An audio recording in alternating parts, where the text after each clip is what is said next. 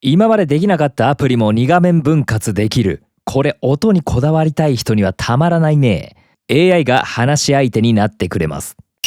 あのナビを超えた Android ナビが登場したらしい。詳細編見ていくとするか。やあ皆さんこんにちは、七草です。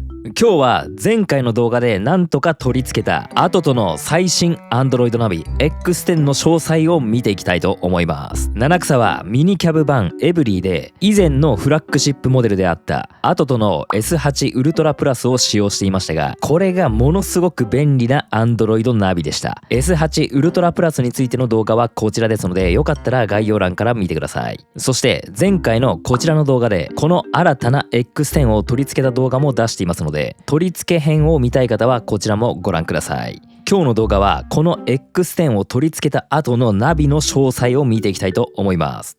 アトト X10 ってどんなナビなのっていうのを振り返っていきます。まず種類としては Android ナビです。普通のカーナビとは違って Android OS が搭載されたスマホと同じように操作ができる Android ナビです。インターネット接続が必要ですが、これが次世代ナビの形だと思います。OS は Android 13、RAM は 8GB、ROM は 128GB、SoC は Snapdragon 665。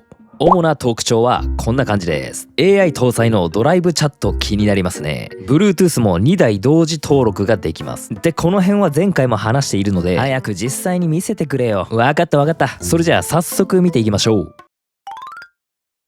はい、車内にやってまいりました。エンジンをつけるとこのような画面です。左側に地図アプリ、真ん中の上には日付と時刻表示、右上には天気や気温、右下には Spotify が表示されていますね。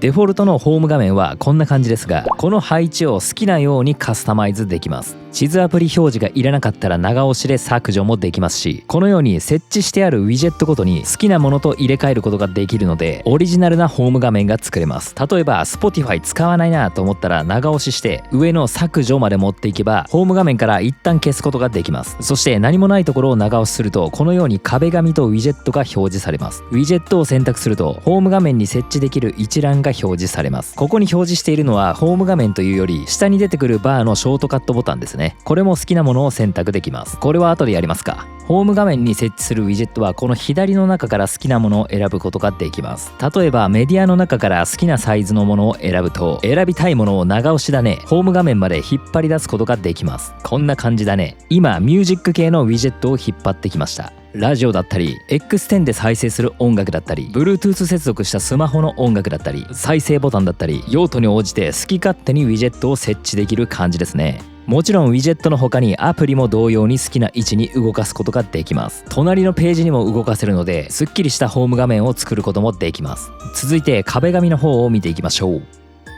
壁紙もこのように好きなものを選ぶことができますし、このライブ壁紙というものを選べば動く壁紙に設定することができます。デフォルトでは4種類入っていました。七草は直感でこの海のライブ壁紙にしたいと思います。ホームに戻るとこんな感じで海の動く壁紙にできました。なんかおしゃれ。次、アイコンも丸っこいのか四角いのか好きな方を選ぶことができます。デフォルトは四角。次、ホーム画面ですが、先ほど好きなようにウィジェットの配置を変えれますよって言いましたが、そもそものスタイルを変更することができます。スタイル1がデフォルトで、スタイル2に変えるとこんな感じ。スタイル3、スタイル4と好きなように選ぶことができます。ホーム画面のカスタムも1、2まで保存することができます。あとはスクリーンセーバーやバックライト、この辺はいっか。はい。で、先ほどのウィジェットのこの画面。ウィジェットは左側ですよ。バーのショートカットキーがここに表示されてますよと言いましたが、これはこの下一列にあるショートカットキーのことです。これ含めてウィジェットというみたいなんですが、この下のバーにあるウィジェットも変更することができます。左から音楽の再生や一時停止の操作。これがワイヤレスカープレイと Android Auto。通話、Bluetooth 設定とかですね。音楽、何も設定していませんがこんなのが出てきます。真ん中の四角はホーム画面に戻るボタンを兼ねています。というのもホーム画面でこの四角いボタンを押すとアプリ一覧が開きます。上にシュッとスワイプするのと一緒ですね。で、この顔マークが今回搭載されたドライブチャット AI ボイスアシスタントでなんかこんなのが出てきます。とか言って聞いてきます。これは後で説明します。でその隣は音量ボタンですね。ここで音量の上げ下げができます。ここにゲージが表示されます。でこれがイコライザーの簡易版で、ある程度定められた音質に変えることができます。クラシックとかポップとか結構いろいろあります。でここには簡易版のイコライザーしかないですが、アプリから覗くとめちゃくちゃいろいろいじれるので、それも後でやります。はい、ショートカットのバーについてはこんな感じでした。ここのバーのウィジェットもいじれますよということで、これも長押しで削除に持っていきます。で好きなウィジェットを追加するには空いてるところで長押しをして、今回はウィジェットを選びます。この中から選ぶんですが、ホームボタンを追加しましょうか。ここに持っていきます。はい、追加されました。この状態でホームボタンを押すとホームに戻ります。ただホームボタンを設置しても、この真ん中の四角がもともとホームに戻るボタンの機能があるので、あんまりホームボタン設置は意味ないですね。はい、次画面を上にスワイプすると、現在インストールされているアプリの一覧が表示されます。もうすでにアプリを何個か追加でインストールしていますが、ここにインストールされている全てのアプリが表示されます。アプリの数だけ横にスライドできます。はい、ざっくりとした操作感はこんな感じでした。そしたらまずはインターネットに接続しましょう。画面を上にシュッとやったら、ここに設定があります。ここからつないでいきます。はい、開いたらまずは一番左、このアンテナマークを押すと、一番上にダブルランとあります。ここの項目で Wi-Fi とあるんですが、ここがオフだったらオンにしてください。ポチ。ここはご自身に合ったインターネットの接続方法でつないでください。スマホからのテザリングだったり、ポケット Wi-Fi だったり、車内 Wi-Fi だったり、SIM カードでの通信もできます。はい、七草はすでに一度つないでいたので接続済みとなりました。今回七草はこのようなポケット Wi-Fi を持っているので、ポケット Wi-Fi で接続しています。初回はパスワード入力が必要です。Android ナビはこれインターネット接続が重要となってきますので、スマホでのテザリングかポケット Wi-Fi か車内 Wi-Fi か SIM カードか、ご自身で最適な環境を整えてください。 Wi-Fi に接続できたら、ここの Wi-Fi マークが表示されます。インターネットに接続できたら、まずはシステムのアップデートをしましょう。 X10 はオンラインでファームのアップデートができます。ここにあるシステムっていうアプリを開きます。新しいバージョンが出ている場合はこのような表示がありますので、ダウンロードをします。ポチッ。ダウンロードが始まりました。とりあえず待つだけです。この間は何も操作しないで待ちましょう。はい、しばらくするとこのチップという画面が出てきました。すぐ設置か間もなく設置かとありますが、ダウンロードしたファームウェアを今すぐ適用するか後で適用するかだと思います。すぐ設置を押します。はい、設置中となりました。これで今適用していますので、こここそ途中で電源を切ったりはしないようにしてください。この画面でまたしばらく待ちです。この待ってる間が退屈なんだよな。しばらく待っていたら再起動がかかりました。このまま待ちます。はい、上がってきましたが、また新しいバージョンがありますと出てますね。今度は2024年10月25日のバージョンがあるみたいです。どうやら一気に最新のバージョンにはいかないみたいなので、順を追って最新までアップデートしていきましょう。表記が若干変わりましたが、やり方は同じです。画面の指示に従って進んで待つだけ。このアップデートに関してはすでに最新のものが送られてくる場合がありますが、その際は不要です。はい、すべてアップデートが終わりましたので確認しましょう。すでに最新バージョンですと出ていますので、これが最新バージョンです。システムのアップデートは以上。次にすでにインストールされているアプリのバージョンが古い可能性があるので、アプリのバージョンもこの際に上げていきましょう。ここにプレイスっていうアプリがありますが、プレイストアのことです。ここをタップしてプレイストアを開きます。初回は Google アカウントでログインが必要ですのでログインしてください。そしたら右上の自分のアイコンをタップしてアプリとデバイスの管理をタップします。はい、そうするとアップデート利用可能に保留中のアップデートが11件とあります。すべて更新で全てのアプリをアップデートします。この場合11件のアプリのアップデートがあります。アップデートは Wi-Fi がつながっていないとできないですからね。途中経過を見たい場合は詳細を表示をタップすると進捗具合が見れます。あとは待っていれば勝手にアプリの更新が完了します。はい、それではアプリの方を見ていきましょう。ナビといったらやっぱりルート検索ができないと意味ないですよね。X10 は Android ナビなのでスマホと同じように地図アプリを使用します。デフォルトは Google マップとなっていますが、好きな地図アプリも使うことができます。例えば Yahoo カーナビだったりね。操作感ですがめちゃくちゃ動きが速いですね。ストレスがないです。アプリなので常に最新の地図情報が見れます。そのため通常のナビではある地図更新が不要です。そしてズームとズームアウトがピンチインピンチアウトでできるんです。スマホだと当たり前じゃんと思うかもしれませんが、これ AI ボックスではできないんです。 AI ボックスの操作と同様、トントンでズーム、トントン数でズームアウトもできますし、そのまま下に持っていけばズームもできます。Yahoo カーナビも同様に使うことができます。Yahoo カーナビは最初から入っていないのでアプリを自分でインストールしてください。はい、できることがありすぎて全部説明しきれないので淡々と一部を紹介していきます。次ですが、このナビ自体で YouTube を見ることができます。 YouTube は最初から入っています。はい、スタジオ七草のチャンネルを開きました。操作感といいますか反応もめちゃくちゃいいですね。再生してみましょう。パソコンで再生するのと同じような画面が出てきました。この右下の四角を押すと全画面で再生することもできます。このように YouTube も車で見ることができます。続いてプライムビデオを見ていきましょう。七草はプライム会員になっているのでプライムビデオを見ていきますが、Netflix がいい方は Netflix も見れます。はい、最初ナビでこのプライムビデオが見れるっていうのにすごい感動したのを覚えています。何か適当に一つ見ていきましょう。この画面は再生ボタンが表示されているので分かりやすいですね。ナビのモデルや大きさやバージョンによってはこの再生ボタンが見つからないでどこから再生するのっていう質問があるんですが、だいたい下までスクロールしたら再生ボタンが現れるっていう場合があります。今回は最初からここにありますね。見ていきましょう。このナビ単体だけで映画も見ることができます。プライムビデオ、Netflix、Hulu、Unext など映画ではないですが TVer も見れます。単体で見れるっていうのは契約はもちろん必要ですが AI ボックスを接続したり Fire TV スティックを接続したりする必要がないということです。 Android ナビの強みです。次、2画面分割を見ていきましょう。画面外の下からシュッとやるとバックグラウンドで起動しているアプリ一覧が表示されます。またアプリを開いている状態で枠外の下からシュッと上にやると、この場合では Google マップがこのように表示されて下の方にスクリーンショットと分割という表示が出てきます。この状態で分割をタップすると Google マップが右の方に寄りました。この状態で何か他のアプリ、例えば YouTube を開くとこんな感じで2画面分割で表示することもできます。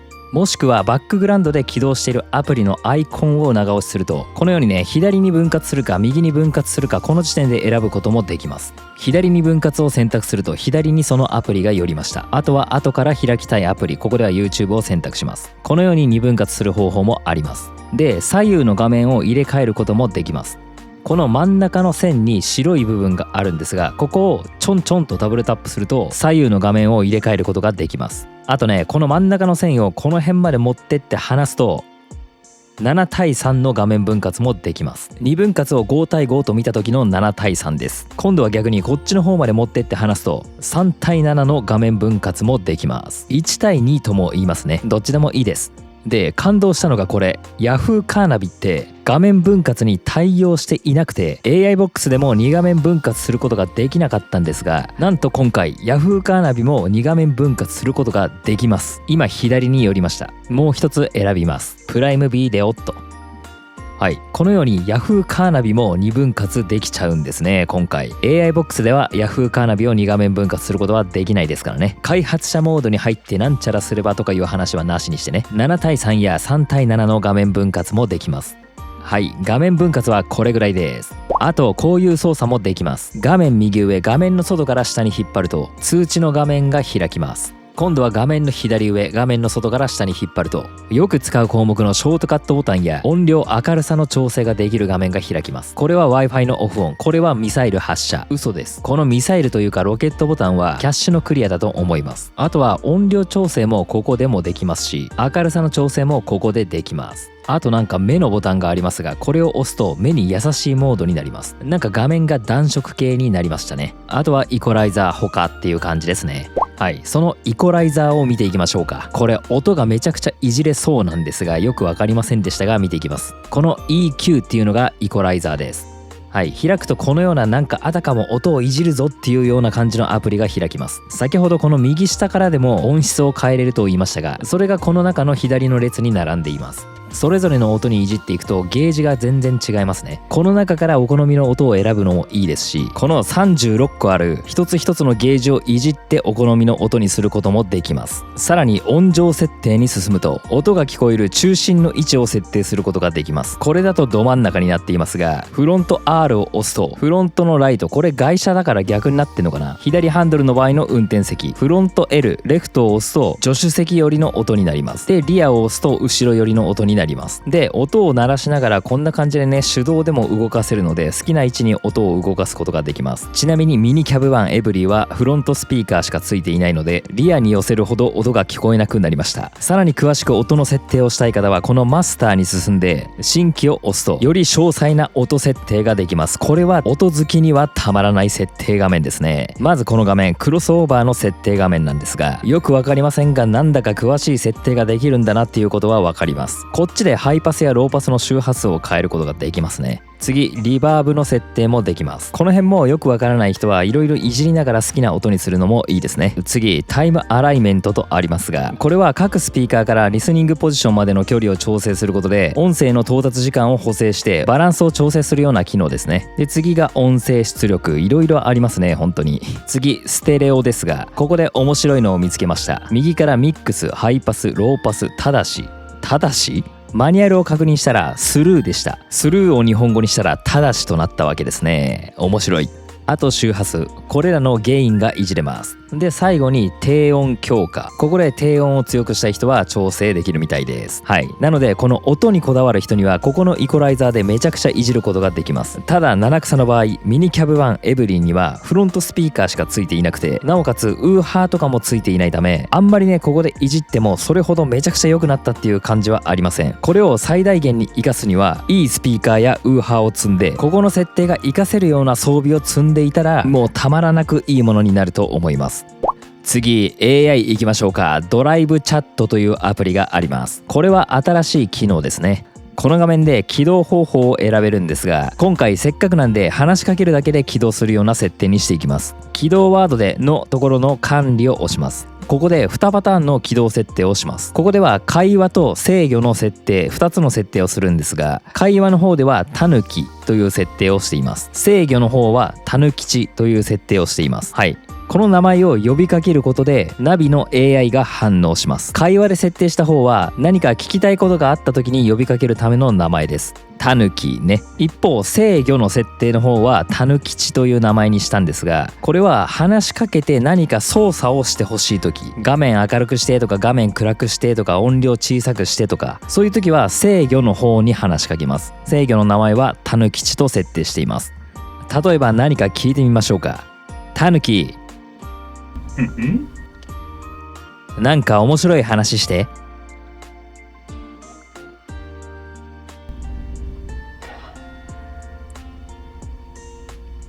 あるところにずっと昔お金持ちの商人がいました。彼はとても欲張りでいつももっともっとお金を稼ぐことを考えていました。ある日商人と芸人でもされたくない無茶ぶりな質問をしてみましたが、あんまり面白い話ではなかったですね。こうタヌキって呼ぶとうんふんって反応するんですよね。もう一回やってみましょう。タヌキ日本の総理大臣は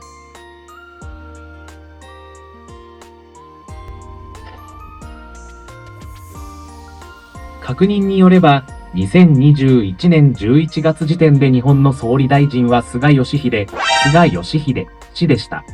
ただし政治の状況は変わる可能性があるため最新の情報をご確認ください。2024年12月現在日本の総理大臣は石破茂さんです。2021年11月時点でって情報古いですね。岸田さんでもないというね。でもちゃんと最後に最新の情報をご確認くださいって保険かけてるところが面白いですね。もうちょっとラフな話題にしましょうか。タヌキ今日の夜ご飯何がいいかな。レスポンスもいいとは言えないですね。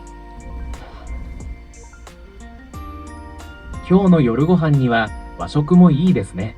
お刺身や煮物、焼き魚などがおすすめです。また煮込み料理や鍋も季節に合った美味しい選択肢です。美味しい夜ご飯をお楽しみください。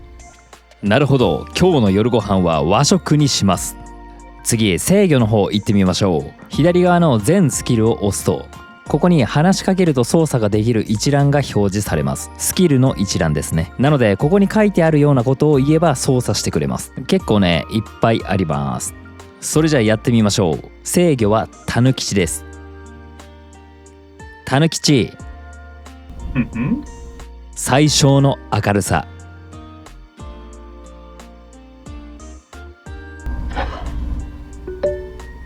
おお、暗くなりましたね、画面が。ちょっとやっぱりレスポンスがそんな良くないですね。たぬきち、ふん。最大の明るさ。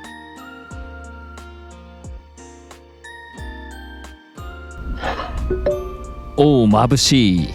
明るくなりました。たぬきち、ふん。音量を2つ上げて。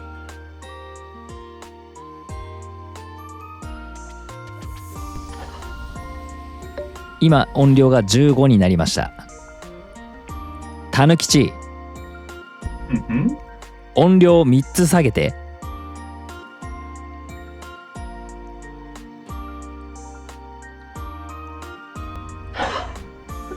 音量が12になりました。3つ下がりましたね。このようなスキルを指示できるのが制御の方です。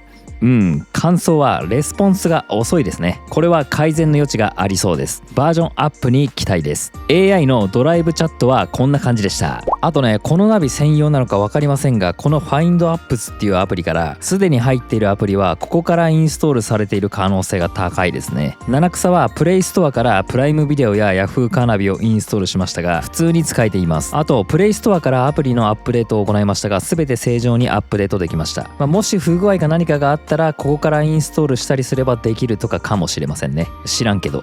あとラジオを聞きたい場合はここにラジオアプリがあるので虫眼鏡マークで自動検索してくれます。バンドを押せば AM から PM に FM に切り替えることができます。ラジオはインターネット接続関係なく聞くことができます。はい、ワイヤレスカープレイ Android オートを見ていきましょう。これ左側にこのようなオレンジのマークが出ています。これをタップしてもいいですし、アプリ一覧の中からカープレイ Android オートのアプリをタップしてもいいですし、ホーム画面のここにもねあるんですよ。あとねショートカットバーのここにもある。このどれを押しても開くアプリは一緒で、この Z リンクというものが開きます。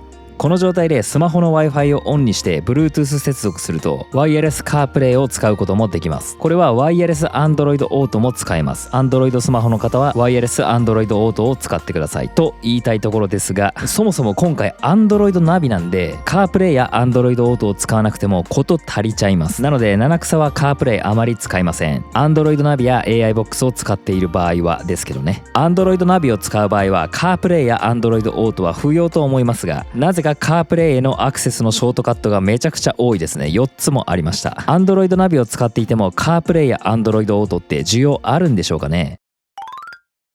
はい、それでは専用のカメラを見ていきましょう。前回ねこのバックカメラの位置がカメラ自体にまつげがついていて純正の位置で設置するとかなり下向きになっちゃうねって話をしていたんですが、これはどう映ったのでしょうか。これがバックカメラの映像です。やはり S8 ウルトラプラスの時のバックカメラよりも画角が狭いですね。これ今駐車していてバックカメラの映像なのであまり違和感なく思いますが S8 ウルトラプラスの時よりも見えにくい印象です。画質は良くなっているんですけどね。はい、今純正のバックカメラの位置につけていますが、これにドラレコの要素もついているんですよ。で果たしてこの純正のカメラの位置でリアカメラのドラレコの役割は果たせるのかということを見ていきます。はい、これが純正のバックカメラの位置に取り付けた時の走っている際の映像です。だいぶ下向きですよね。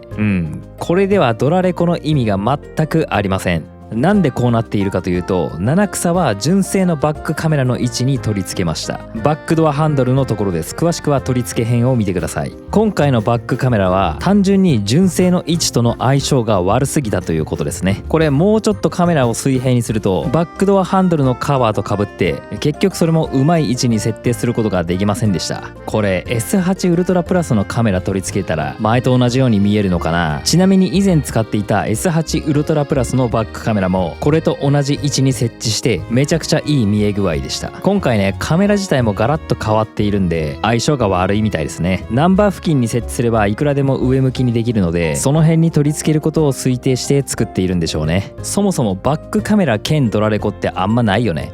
何よりも残念と思ったのは S8 ウルトラプラスで使えた仮想サラウンドビューが X10 では使えないということです。 S8 シリーズではこのように一つのカメラでも上から見たような図で見ることができてとても魅力的だったんですよね。仮想サラウンドビュー継承してほしかった。ちょっと暇な時 S8 ウルトラプラスのカメラを取り付けてみようと思います。同じ位置に取り付けてるのに全然見え方違うもんね。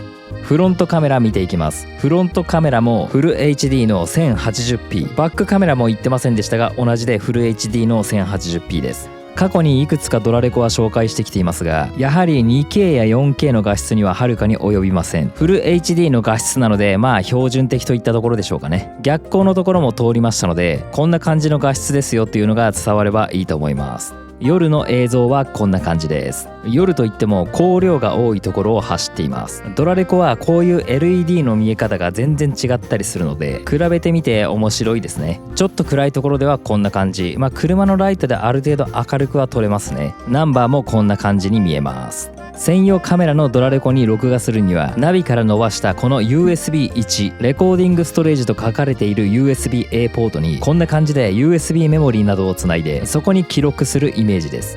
録画中の画面はこんな感じ。ちょんちょんとやると前後2画面映すことができて、見たい方をちょんちょんとやると全画面になります。録画中は右上のレックの隣が赤点滅します。はい、以上がカメラについてでした。最後にアトトが開発したトラック HU というトラッキングアプリが入っていて、たとえ盗難されたとしても GPS で愛車の居場所がわかるというセキュリティシステムも備えています。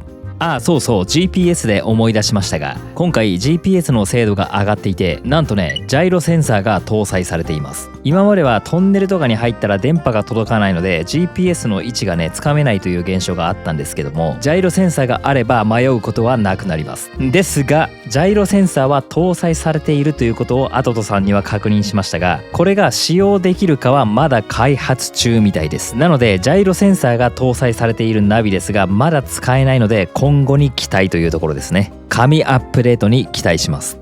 はい、操作して気になる点があります。音量の上げ下げをこの下のバーのところで行っているんですが、音量をいじるとここにゲージが表示されます。今ので分かったかもしれませんが、音量をいじった後に今1000人御礼のサムネをタップしたんですが、その動画を見ようと思ってね、音量ゲージの残像がまだ残っていて、後ろのサムネをタップしたつもりがそのゲージの上の方をタップしたことになってしまうので、音楽を流していた場合いきなり音量が上がってびっくりします。これ普通に操作していて何回かやってびっくりしたので、これ下のバーで音量調整できるんだったらこのタップで音量変わるのはいらないかなと思いました。5タッチでいきなり音量上がってびっくりします。